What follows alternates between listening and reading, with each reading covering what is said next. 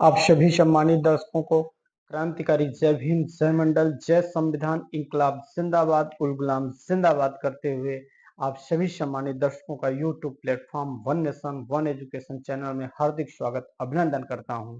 और आप सभी सम्मानित दर्शकों से यह विनम्रता से निवेदन करता हूं, अगर आप चैनल को नहीं सब्सक्राइब किए हैं तो चैनल को जरूर सब्सक्राइब करें। साथियों, आज मैं एक ऐसे मुद्दे पर आप लोगों के बीच में चर्चा करने आया हूं जो सामाजिक रूप से न्याय मांगता है और इंसानियत की गुहार लगाता है। ऐसे ही एक मामला आपके फतेहपुर खागा किशनगंज थाना क्षेत्र के ग्राम साहबपुर का है, जो कि प्रिया मौर्य एक सरस्वती विद्या मंदिर इंटर कॉलेज में पढ़ती थी और साइंस की छात्रा थी। और वह और वहां के प्रधानाचार्य और उसके ड्राइवर ने क्या किया, उसके साथ कैसे हुआ, आइए सारी घटना को हम लोग विचार करते हैं और इस देश में कैसे क्या न्याय मिल सकता है बहन बेटियों को या नहीं मिल सकता। साथियों, बात यहां पर उन अभद्रता कर रहे बेटी के साथ लोगों को और लोगों के ऊपर मुकदमा हो जाने से, पुलिस प्रशासन द्वारा पकड़ ले जाने से इस देश को न्याय नहीं मिलेगा। इस देश में लोग तब जागते हैं जब उनके ऊपर बहुत बड़ी विपदा, आपदा और समस्या से ग्रसित हो जाते हैं। पुलिस प्रशासन को भी मैंने देखा, अगर छोटे मोटे लड़ाई झगड़े हैं तो बड़ी गंभीरता से नहीं लेते। आप विचार करिएगा आप सारे लोग। और वह छोटे मोटे झगड़े जब बड़े झगड़े हो जाते हैं, कत्ल में बदल जाते हैं, कत्ल हो जाता है एक दूसरे का, तो स्वाभाविक रूप से मैं आप सबको बता देना चाहता हूं, कत्ल हो जाने के बाद वहां पर पुलिस प्रशासन पहुंचती है और इतने पर भी उसको, उस घटना से प्रशासन किनारा करना चाहता है, कितना जल्दी निपटा करके खत्म कर दूं। साथियों, मैं आप सबसे यह कहना चाहता हूं, चाहे कानपुर की बेटी हो, चाहे हाथरस की बेटी हो, चाहे फतेहपुर की बेटी हो, या देश की चाहे तमाम जो सम्मानित बेटियां हैं, उन सभी बेटियों का मैं सम्मान करता हूं, परंतु यह इस देश के शासन सत्ता पे बैठे लोगों के ऊपर प्रश्न चिन्ह खड़ा करता है। क्यों?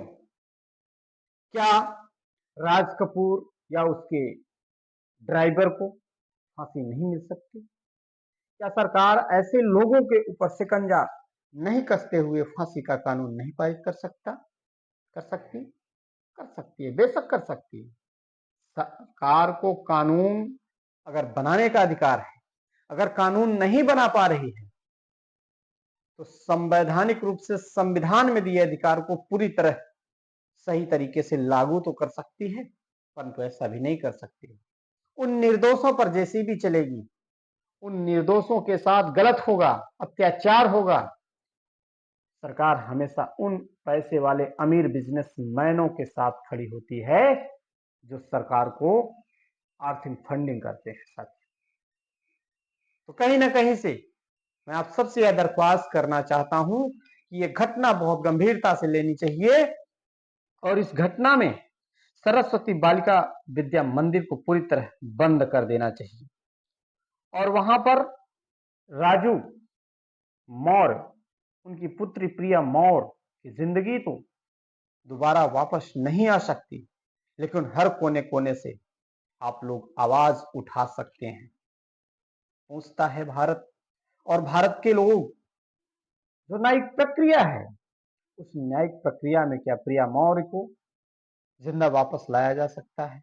अगर इस प्रिया मौर्य को अभद्रता कर रहे उस ड्राइवर और उस प्रधानाचार्य को फांसी नहीं होती तो ये सरकार न्याय नहीं दे सकती साथियों।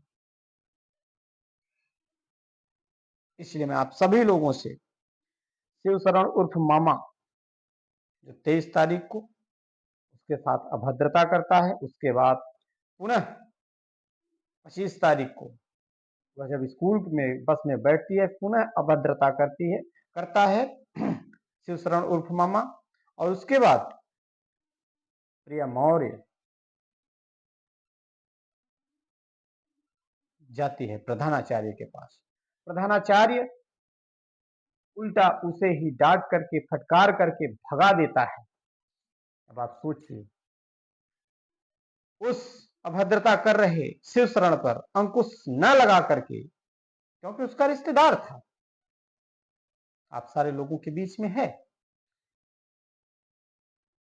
खुद उस शिवशरण के ऊपर अंकुश न लगा करके प्रिया मौर्य को उल्टा डांटा।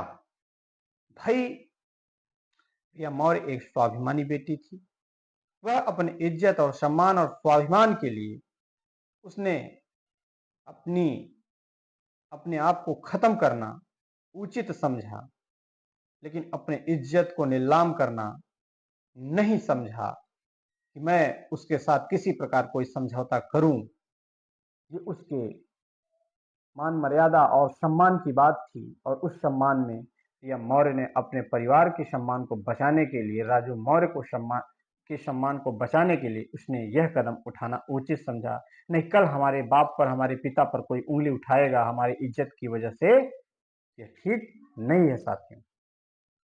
और जैसे ही वह साइंस की क्लास चल रही थी और मन मचला रहा बहाना करके वह दूसरे या तीसरे मंजिल से जा करके विद्यालय की कूद जाती है, और कूदने के बाद विद्यालय में हड़कंप मचता है। वहां से आनन फानन में प्रधानाचार्य, वहां का स्टाफ प्रयागराज के निजी अस्पताल में लेके आते हैं, उन्हें भर्ती करते हैं, और यहाँ पर जवाब मिलता है। पुनः पुलिस प्रशासन पोस्टमार्टम के लिए तैयारी होती है, और देखा प्रशासन, पुलिस ने देखा कि इसकी सांसें चल रही हैं, शरीर में हलचल है, तो पुनः उसे कानपुर के एक निजी अस्पताल में भर्ती किया जाता है, और शुक्रवार की देर शाम प्रिया मौर्य की मृत्यु हो जाती है। साथियों, आप सभी लोगों से मैं विदा लेता हूं, और आप सारे लोग प्रिया मौर्य के ही नहीं, इस देश के सभी बेटियों के लिए आवाज उठाइए, और ऐसे दरिंदे, ऐसे अभद्रता कर रहे बहन बेटियों के साथ उनको फांसी तक पहुंचाने का काम करिए। और प्रिया मौर्य को ही नहीं, इस देश के सभी सम्मानित बेटियों के साथ गलत कर रहे लोगों को फांसी हो, और जो घटनाएं सुसंगत धाराएं लगती हैं, उन सभी धाराओं के साथ इन्हें जब्त किया जाना चाहिए, इन्हें पकड़ा जाना चाहिए। आप सभी लोग ज्यादा से ज्यादा इस वीडियो के माध्यम से एक संदेश पहुंचाने का काम करें, ताकि इस उत्तर प्रदेश के मुख्यमंत्री की आंखें खुलें। आप सभी को क्रांतिकारी जय भीम, जय मंडल, जय संविधान, इंकलाब जिंदाबाद।